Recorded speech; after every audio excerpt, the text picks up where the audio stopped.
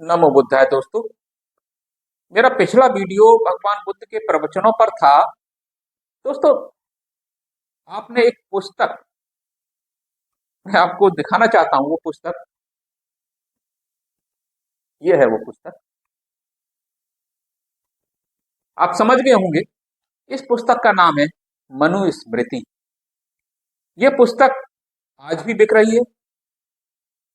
बाबा साहब ने इसका दहन किया था, आप सभी जानते हैं अच्छी तरह से। लेकिन क्यों दहन किया था, ये सभी लोग नहीं जानते हैं। बहुत कम ही लोग इस बात से विज्ञ हैं, इस बात से जानकार हैं कि इस पुस्तक का दहन बाबा साहब को क्यों करना पड़ा। और जो इसके समर्थक हैं वो इसकी प्रशंसा करते हुए इसका बचाव करते हैं। उनने बाबा साहब ने जब दहन किया था उस समय भी उनका विरोध किया था। वो आज भी इस पुस्तक का जो विरोध करता है उसका विरोध करते हैं। और इस पुस्तक में क्या है ऐसा जिसका बाबा साहब ने को बुरा लगा। दोस्तों, इस पुस्तक को मैंने आज से शुरू कर रहा हूं और इस पुस्तक के बारे में मैं अलग अलग अध्यायों के बारे में आपको बताऊंगा। इस पुस्तक में आप जान लीजिए, भारत में जो आज महिलाओं की स्थिति है वो बाबा साहब भीमराव अंबेडकर की देन है। चाहे वो किसी भी वर्ण की हो, चाहे वो ब्राह्मण हो, चाहे वो क्षत्रिय हो, चाहे वो वैश्य हो या शूद्र हो, किसी भी वर्ण से वर्ग से आती हो, हर स्त्री पर भारत की बाबा साहब भीमराव अंबेडकर का एहसान है। तो मेरा यही कहना है भारत की हर स्त्री से कि बाबा बाबा साहब भीमराव अंबेडकर को आप पूजा ना करें लेकिन उनके एहसान माने। जो आप आज हैं वो बाबा साहब भीमराव अंबेडकर की देन है। नहीं तो इस पुस्तक के माध्यम से आपका जो शोषण हुआ है उसकी कोई भरपाई हो नहीं सकी अभी तक। दोस्तों, मैं आज इस पुस्तक का 11वां अध्याय आपको, मैं जो मुख्य मुख्य जो श्लोक हैं उनका जो श्लोकों की जो हिंदी अनुवाद है वो मैं आपको बताऊंगा। और ये टीका किया है इस पुस्तक का, वो है डॉक्टर रामचंद्र वर्मा शास्त्री। आप देख सकते हैं, डॉक्टर रामचंद्र वर्मा शास्त्री, प्रभात प्रकाशन की पुस्तक है। मैं इस पुस्तक के बारे में ज्यादा नहीं कहूंगा। मैं यहाँ पर केवल आपको इस पुस्तक के जो अलग अलग श्लोक हैं उनकी संख्या बताऊंगा, उसका नंबर बताऊंगा और उसका अनुवाद पढ़ करके बताऊंगा। बाकी ये आपको डिसाइड करना है कि ये आप इसको किस तरीके से लेते हैं।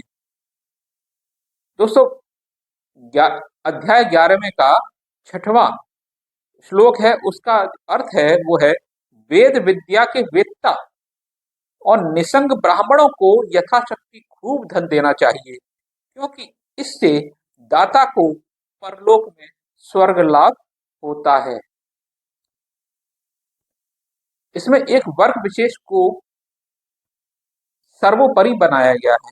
इसी प्रकार 13वां श्लोक के जो अर्थ है वो है यज्ञ के 2 अथवा 3 भागों के रुके रहने पर, समझिए दोस्तों, यज्ञ के 2 अथवा 3 भागों के रुके रहने पर भले ही शूद्र के घर से भी द्रव्य ले लेना चाहिए, क्योंकि वैसे भी शूद्र का यज्ञ में कुछ व्यय नहीं होता है। यानी कि यज्ञ का 2 या तीसरा भाग अगर रुका हुआ है तो शूद्र से भी धन को छीन लेना चाहिए। राजा को 100 गायों के परिमित धन के स्वामी के अग्निहोत्री न होने पर तथा 1000 गायों के परिमित धनपति के यजनशील न होने पर इन दोनों के परिवारों से यज्ञ की पूर्ति के लिए बिना विचारे धन ले लेना चाहिए। ये अर्थ था 14वें श्लोक का। यानी कि राजा को जिसके पास 100 गायें हो और अग्निहोत्री ना हो, यानी कि वो यज्ञ ना करता हो। यज्ञ कौन नहीं करता था? शूद्र नहीं करते थे। अग्निहोत्री न होने तथा 1000 गायों के परिमित धनपति के यजनशील न होने पर, या फिर जिसके पास 1000 गायें हो और वो यज्ञ ना करता हो, इन दोनों परिवारों से यज्ञ की पूर्ति के लिए बिना विचारे धन ले लेना चाहिए। अगला है 15वां श्लोक। जो दान के रूप में नित्य धन लेता है किंतु देता नहीं, ऐसे व्यक्ति के घर से उसकी इच्छा न होने पर भी यज्ञ के लिए धन ले आना चाहिए, क्योंकि इससे उस व्यक्ति का यश भी फैलता है और धन भी बढ़ता है। क्या छीना झपटी की बात हो रही है दोस्तों? यहाँ धन को छीन लेने की बात हो रही है। जो दान नित्य रूप से दान न देता हो, दान कौन लेता था? ब्राह्मण। जो यानी कि जो ब्राह्मण को दान न देता हो, ऐसे व्यक्ति से धन जो है बलपूर्वक ले लेना चाहिए। उसकी इच्छा यानी कि उसकी इच्छा नहीं है, फिर भी उससे अगर लिया जा रहा है तो उसका मतलब यही है कि वो बलपूर्वक उससे धन ले लेना चाहिए। एक हीन कर्मी, हीन कौन होता था? शूद्र ही होता था, से जिसे 6 समय से भोजन नहीं मिला, अर्थात जो 3 दिन से भूखा है, उसके पास 7वें समय के भोजन के लिए धन को छोड़कर शेष धन उससे बिना पूछे ही ले लेना चाहिए।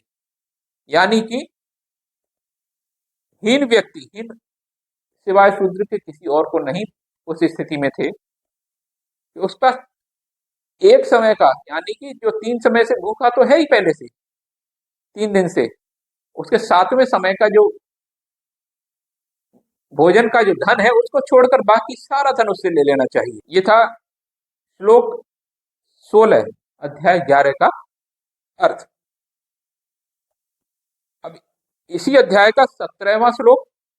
ऐसे व्यक्ति का धन खलिहान से अथवा खेत से, घर से अथवा किसी और स्थान से, जहां से भी मिले ले लेना चाहिए, और यदि स्वामी पूछे तो उसे बता देना चाहिए 6 समय के भोजन के परिणाम के लिए के जितना लिया गया है। यानी कि खेत खलिहान को जहां भी हो वहां से उसका धन ले लेना चाहिए, उसे पूछने की आवश्यकता नहीं है। और यहाँ तो जबरन धन छीनने की बात हो रही है, क्योंकि शूद्र को धन रखने का अधिकार नहीं था, शूद्र को संपत्ति इकट्ठा करने का अधिकार नहीं है। 21वां श्लोक है उसका। 6 समय से भूखे ब्राह्मण के लिए धार्मिक राजा को आर्थिक दंड नहीं देना चाहिए। यानी कि जो 6 यानी जो अभी जो बातें कही गई वो ब्राह्मण के अलावा अन्य के लिए कही गई। जो हीन है, हीन यानी शूद्र है, लेकिन ब्राह्मण से नहीं लेना चाहिए। ब्राह्मण भले ही 6 समय का भूखा हो, लेकिन उससे आर्थिक दंड नहीं देना चाहिए। क्षत्रिय राजा की मूर्खता से ब्राह्मण को भूख से पीड़ित होना पड़ता है। यहाँ पर ब्राह्मण अगर भूख से पीड़ित है तो उसके लिए उत्तरदायी कौन है? राजा। और इस स्थिति में 22वां श्लोक बताता है, राजा उल्टे उस ब्राह्मण पर निर्भर उसके परिवार के सदस्यों और उसकी विद्या तथा चरित्र आदि को जानकर उसके लिए धर्मानुकूल आजीविका की व्यवस्था करे। शूद्र अगर 6 समय से भूखा है तो उससे तो धन छीन लेना चाहिए, और अगर उल्टे अगर ब्राह्मण 6 समय से भूखा है तो उसके लिए राजा उत्तरदायी है, उसके लिए राजा दोषी है, और उसके लिए उसके परिवार के लिए आजीविका के लिए धन की यानी कि उसके आजीविका की व्यवस्था करनी चाहिए। ब्राह्मण यज्ञ के लिए शूद्र से कभी धन की याचना न करे। यह श्लोक 24वां अध्याय 11। ब्राह्मण यज्ञ के लिए शूद्र से कभी धन की याचना न करे, क्योंकि शूद्र से धन मांगने वाला यजनशील ब्राह्मण मरने पर चांडाल योनि में जन्म लेता है। भाई उसे याचना करने का क्या मतलब है? उसे तो जबरपूर्वक धन छीन लेना चाहिए शूद्र से, क्योंकि उसको धन रखने का अधिकार है ही नहीं। इसलिए कहा जा रहा है कि अगर याचना करता है यानी बलपूर्वक नहीं छीनता है और उसे याचना करके उसे मांगता है धन, तो वह चांडाल योनि में जन्म लेगा। यह अर्थ था 24वें श्लोक का। 25वें श्लोक की बात करते हैं। यज्ञ के लिए भिक्षा मांगकर सारे धन को यज्ञ में न लगाने वाला 100 वर्षों तक चिड़िया अथवा कौए की योनि में रहता है। गजब का विज्ञान है यहाँ पे। 25वां श्लोक का जो अर्थ है वो कह रहा है, यज्ञ के लिए भिक्षा मांगकर सारे धन को यज्ञ में न लगाने वाला 100 वर्षों तक चिड़िया अथवा कौए की योनि में रहता है। 26वां श्लोक क्या कहता है, लोभवश देवधन और ब्राह्मण के धन का हरण करने वाला पापात्मा अगले जन्म में गीध की जूठन से जीवन यापन करता है। यहाँ तो बात शूद्रों की तक की हुई थी, अब ये बात करते हैं स्त्रियों की। स्त्री कन्या हो अथवा युवती, स्त्री कन्या हो अथवा युवती, ये अर्थ है अध्याय 11 के 36वें श्लोक का। स्त्री कन्या हो अथवा युवती को थोड़ा पढ़े लिखे, मूर्ख, रोगी और पापाचरण करने वाले को अग्निहोत्री आदि का होता नहीं बनाना चाहिए। आज के समय में अनेक स्त्रियां जो अग्निहोत्र कराती हैं, यानी कि यज्ञ करवाती हैं, भागवत कथा पढ़ती हैं, लेकिन ऐसा ये सब मनुस्मृति के योग्य नहीं है। जो आज वो कर पा रही हैं वो बाबा साहब भीमराव अंबेडकर के जो संविधान है उसकी बदौलत कर पा रही है। मैंने पहले ही कहा कि स्त्रियों को बाबा साहब का अधिक एहसानमंद होना चाहिए, चाहे वो किसी भी वर्ग से आती हो। आगे के श्लोक नंबर 37 का में बताते हैं, कन्या अथवा रोगी आदि होता बनकर, होता मतलब यज्ञ कराने वाले, होता बनकर अपने को और अपने यजमान को नरक में ढकेलते हैं। देख लीजिए, अतः सदैव वेद विद्या और श्रोत्र कर्म में निपुण विद्वान पुरुष को ही होता बनाना चाहिए, यानी कि पुरुष को ही होता बनाना चाहिए, स्त्री को नहीं। आगे कहते हैं कि ब्राह्मण को भर भर कर दक्षिणा देनी चाहिए, उसमें कोई कंजूसी नहीं करनी चाहिए।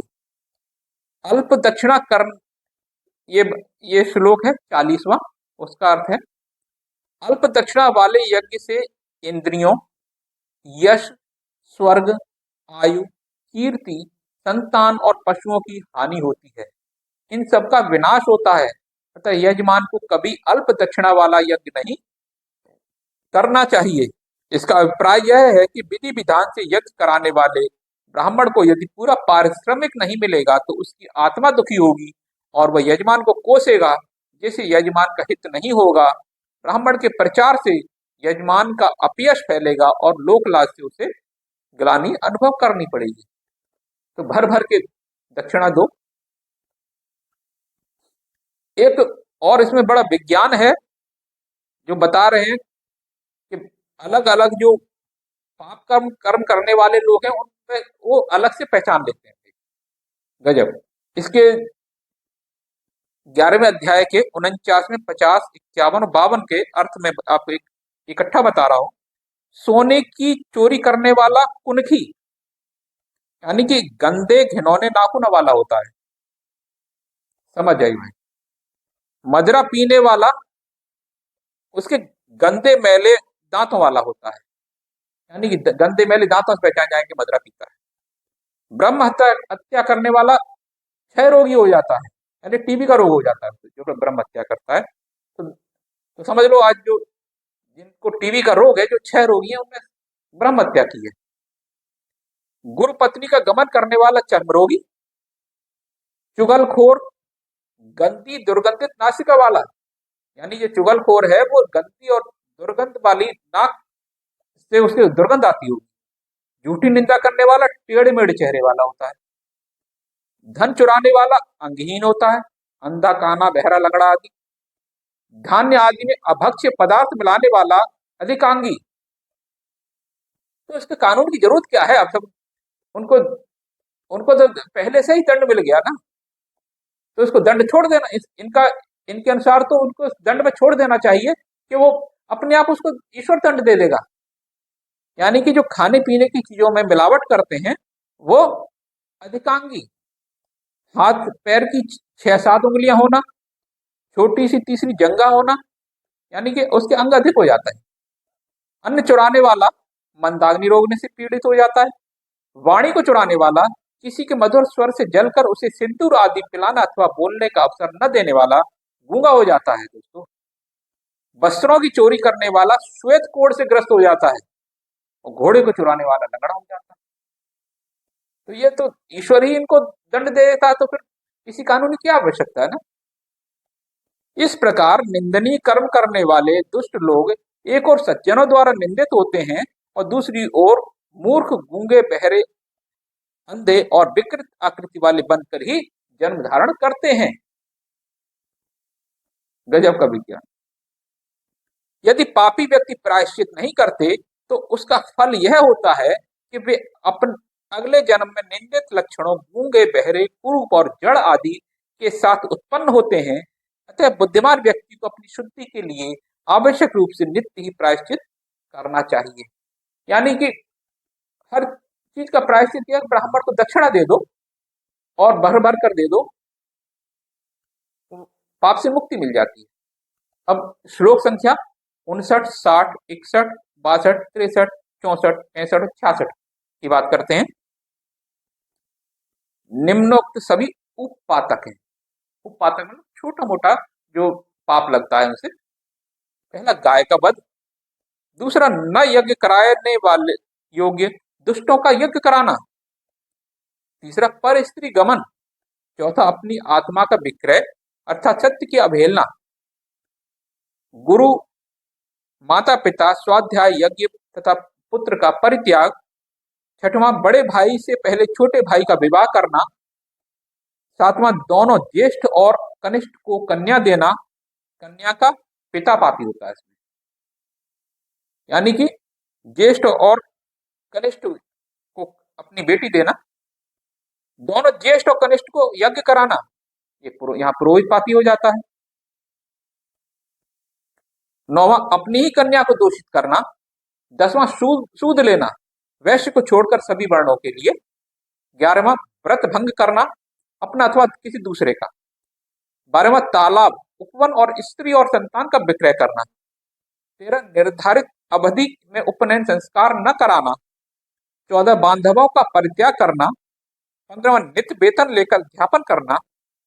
या अध्यापन करना भी पाप है, पढ़ाना पाप है, क्योंकि ब्राह्मण के अलावा किसी अन्य को अधिकार नहीं पढ़ाने का।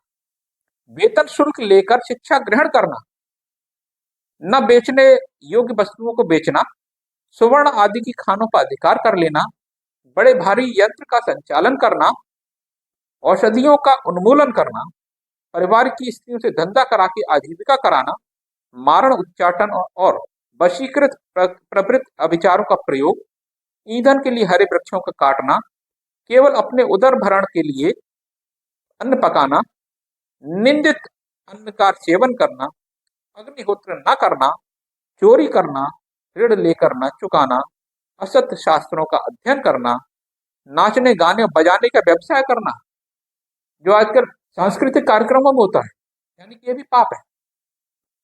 धान्य और पशुओं की चोरी करना, मदिरा सेवन करने वाली स्त्री का गमन, स्त्री तथा शूद्र, वैश्य और क्षत्रिय का वध, नास्तिकता, ईश्वर की सत्ता और वेदों की प्रामाणिकता में संदेह करना, ये सब छोटे पाप हैं, यानी उपपातक है। 67 या 67 में श्लोक का अर्थ है ब्राह्मण को डंडे से पीट कर दुखी करना, पीड़ा पहुंचाना, मदिरा आदि दुर्गंधित पदार्थों को सूंघना, कुटिलता करना तथा पुरुष से मैथुन करना जैसे पाप जाति भ्रंश कर जाति से पतित करने वाले पाप हैं। 68 में कहते हैं गर्दभ, अश्व, उष्ट, मृग, गज, बकरा, भेड़, मछली, सर्प और महिष का वध करना संकरीकरण पाप कहलाता है। 69वां निंदित पुरुषों में धन लेना, वैश्य न होते हुए व्यापार करना, शूद्र की सेवा करना और सत्य भाषण तथा अपात्रीकरण पाप कहलाते हैं। 69वां 103वां श्लोक है, वो कहते हैं गुरु पत्नी गामी व्यक्ति अपने पाप की सार्वजनिक रूप से स्वीकृति करके लोहे की जलती तपती शैया पर लोहे की ही जलती स्त्री से आलिंगनबद्ध होकर मृत्यु को वर्ण करने से शुद्ध हो जाता है, यानी कि जो गुरु पत्नी गामी होता है उसके लिए। दूसरा उपाय भी है गजब का। एक अन्य उपाय है कि अपने हाथों से अपना लिंग और अंडकोश काटकर अपनी हथेली पर रख ले तथा जब तक शरीर गिर नहीं जाता तब तक सीधी गति से नैकृत्य दिशा की ओर चलता जाए। इस तरीके से ये पाप से मुक्ति मिल जाती है, अपराध से मुक्ति मिल जाती है। और भी तरीके हैं। 106 में गुरु पत्नी गमन के पाप से मुक्ति के लिए व्यक्ति एक अन्य उपाय के रूप में इंद्रियों को नियंत्रित करके 3 मास तक चंद्रायण व्रत करे। इस अवधि में हवि और यवागु के भोजन से निर्वाह करे। यवागु क्या, जो जौ होते हैं उसको गौमूत्र में डाल करके उसमें रखना है और उसको किण्वन करवाना है, तब जो यवागु बनता है। एक और तरीका है, गौवध जैसे उपपातक को, यानी कि गौहत्या का जो कर दे, गौवध जैसे, ये 108वां श्लोक है, गौवध जैसे उपपातक को करने वाला 1 मास तक केवल जौ का पानी पिए और गाय का ही चमड़ा ओढ़कर गौशाला में निवास करे। गजब।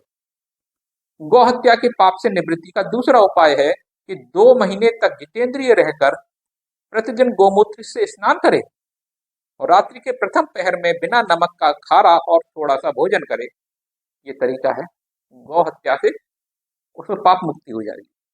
110वां जो श्लोक है उसका है अर्थ, दूसरे अतिरिक्त दिन में गायों के पीछे चलता रहे, जहां गाय ठहरे वही ठहरे और उनके खुरों की धूल मिट्टी को चाटता रहे। दिन में इस प्रकार उनकी सेवा करे और रात्रि में उन्हें नमस्कार करके वीरासन की मुद्रा में उनकी रखवाली करे, चौकीदारी करे। तो ये इस तरीके से पाप से मुक्ति मिल जाती है। दोस्तों, यहाँ पर ये पुस्तक इतनी अनैतिक है, इसमें ब्राह्मण के द्वारा किया गया पाप, किया गया अपराध, उसको पूरी तरह माफी है और शूद्र के लिए वो इतने बड़ा दंड है कि उसके जीवन योग्य नहीं हर चीज में। दोस्तों, इसी को मैं बताऊंगा कि इसमें 126वें श्लोक का जो अर्थ है उसमें बताया गया है कि अपने कर्तव्य कर्मों का निर्वाह करने वाले सदाचारी क्षत्रिय, वैश्य और शूद्र के वध में ब्राह्मण के वध से क्रम से चौथा, 8वां, 16वां भाग प्रायश्चित करना चाहिए। यानी कि ब्राह्मण को चौथा हिस्सा प्रायश्चित करना है तो शूद्र को 16वां हिस्सा प्रायश्चित भाग उसका प्रायश्चित करना चाहिए। 128वें श्लोक में क्या कहते हैं, एक अन्य प्रायश्चित है, गांव से दूर किसी वृक्ष के मूल में घर बनाकर और चटाई धारण कर 3 वर्षों तक नियम संयम से रहे। बस, हत्या से मुक्ति, कोई दंड नहीं। सोचो, अगर बाबा साहब भीमराव अम्बेडकर का संविधान लागू ना हुआ होता तो यही विधान चल रहा होता, कैसा समाज होता। 129वां श्लोक है, आचार संपन्न वैश्य का अनजाने वध करने वाले ब्राह्मण को भी यही प्रायश्चित 1 वर्ष के लिए करना चाहिए। 100 गायों का दान करना चाहिए, अपराध से मुक्ति मिल जाएगी।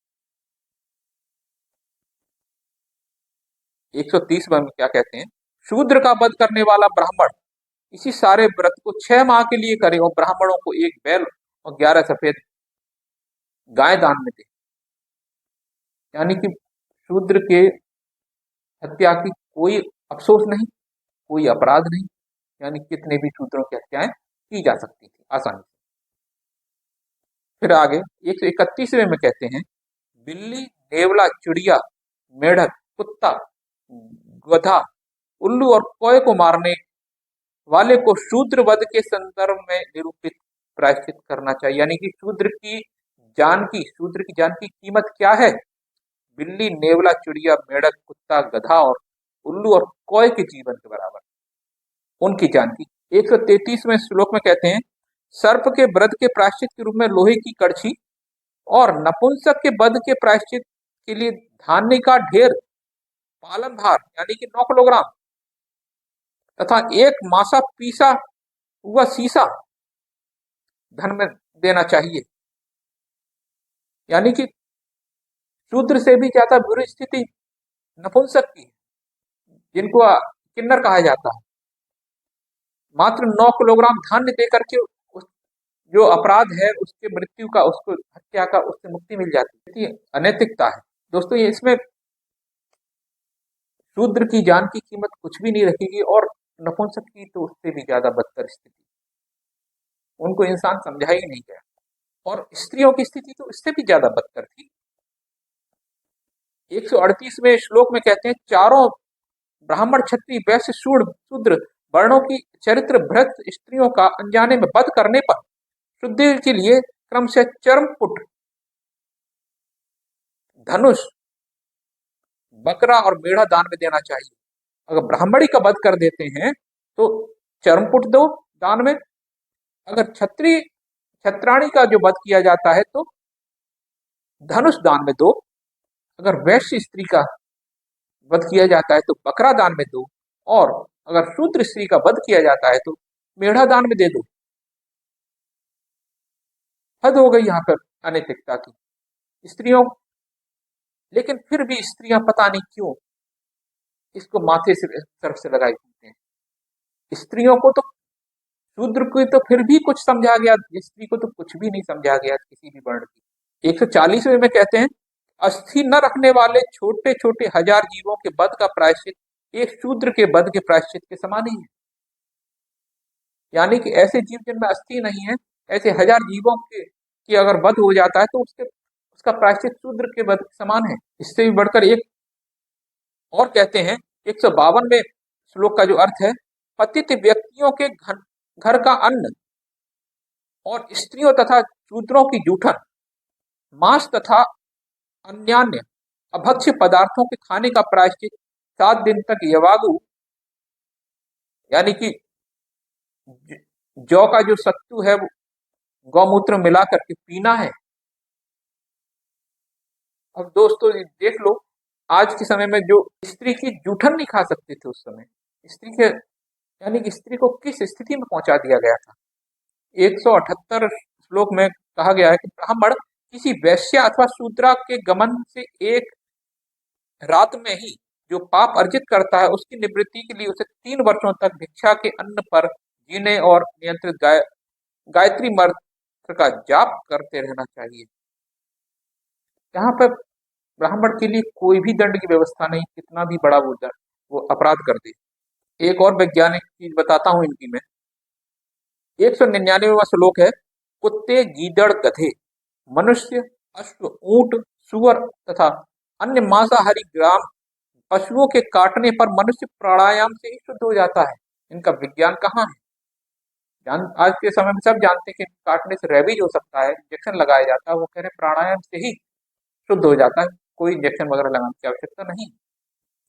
205वां श्लोक कहता है, ब्राह्मण को तृण यानी तिनके से मारने वाला अथवा उसे गले में वस्त्र डालकर उसे बांधने तथा विवाद में उसे अपशब्द बोलने वाला व्यक्ति ब्राह्मण को प्रणाम आदि द्वारा प्रसन्न करे। यानी कि तिनके से भी अगर छू लिया ब्राह्मण को तो आपको उसे प्रसन्न करना पड़ेगा। 206वां श्लोक बोलता है, ब्राह्मण को मारने की इच्छा से डंडा उठाने वाला 100 वर्षों तक नरक में वास करता है, सचमुच ही डंडे से प्रहार करने वाला 1000 वर्षों तक नरक यातना सहन करता है। इतना डरा दिया गया था लोगों को कि अगर ब्राह्मण को आपने छू भी लिया, आपने मारने की इच्छा भी कर ली, तो भी आपको नरक में जाना पड़ेगा। 207वां श्लोक में कहते हैं, ब्राह्मण को मारे जाने पर उसका रुधिर धूल के जितने कणों को भिगोता है, रुधिर निकालने वाला उतने 1000 वर्षों तक नरक में गिरता है। 235वां श्लोक कहता है, ब्राह्मण का ज्ञान, क्षत्रिय का लोक रक्षण, वैश्य का व्यापार कर्म तथा शूद्र का द्विजातीय सेवन तप ही है। अर्थात अपने कर्तव्य कर्म के पालन का नाम ही तप है। अपने कर्तव्य पालन किया चाहिए, चाहे वो जो उनके वर्ण के हिसाब से दिया गया वही तप है। तो दोस्तों ये देखा आपने कितने अनैतिक बातें इसमें कही गई हैं। जो 11वां अध्याय है मैंने आपको आज बताया, मैं आगे इसके अन्य अध्यायों पर भी आगे वीडियो बनाऊंगा। तो दोस्तों सोचो, अगर आज बाबा साहब भीमराव अम्बेडकर का संविधान न होता भारत में, तो भारत में यही पुस्तक यही संविधान चल रहा था और यही चलता रहता, सोचो क्या अमानवीयताएं होती, किस तरह का समाज बना होता, आज भारत किस स्थिति में होता। आप सोचिए, विचार कीजिए। इन्हीं विचारों के साथ मैं आपसे विदा लेता हूँ और साथ ही आपसे प्रार्थना करता हूँ कि अगर आपको ये वीडियो अच्छा लगा हो तो इसको लाइक कीजिए, चैनल को सब्सक्राइब कीजिए और इसको शेयर भी कीजिए, जिससे हमारे समाज में जागरूकता आ सके। मिलता हूँ अगले वीडियो में, तब तक के लिए नमो बुद्धाय।